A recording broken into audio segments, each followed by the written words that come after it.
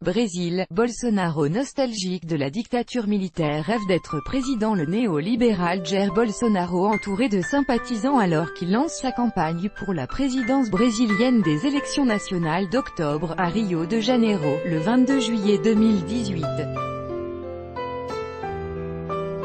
Carl de Souza, AFP. Lancement de la campagne électorale au Brésil, la présidentielle aura lieu en octobre prochain.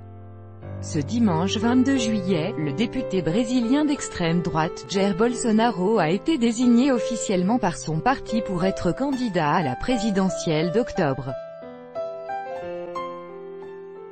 Avec notre correspondant à Rio de Janeiro, François Cardona, ultra-conservateur et très religieux, réputé pour ses propos racistes, misogynes et homophobes, il est deuxième dans les intentions de vote, devancé par l'ancien président Lula, en prison, condamné pour corruption. Ce dimanche, lors du congrès du parti de Jair Bolsonaro, à Rio de Janeiro, l'extrême droite brésilienne se voyait déjà au second tour. Acclamé par plusieurs milliers de militants venus assister à la convention de son parti social-libéral, Jair Bolsonaro s'est insurgé contre la perte des valeurs familiales, la corruption et la violence qui explosent au Brésil, comme à Rio de Janeiro, son fief électoral.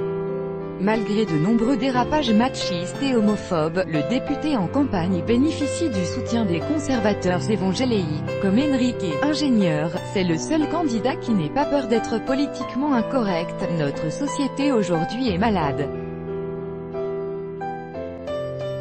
Jair défend en quoi je crois, le libéralisme économique, le conservatisme, la famille d'abord, et Dieu au-dessus de tout. Néolibéral, favorable à la peine de mort et au port d'armes, Jair Bolsonaro divise les Brésiliens. Il est ouvertement nostalgique de la dictature militaire, qui a dirigé le pays de 1964 à 1985, comme André, policier à la retraite. Ce qu'on leur reproche sont des mensonges, une comédie fabriquée pour salir la réputation des militaires à l'époque. Moi je suis en faveur de leur retour, pour rétablir l'ordre et la paix sociale. En pleine crise économique et politique, minée par les scandales de corruption, le Brésil se cherche un sauveur. Jair Bolsonaro, épargné par les affaires, espère bien en profiter. Lire, le Brésil en quête d'un avenir politique.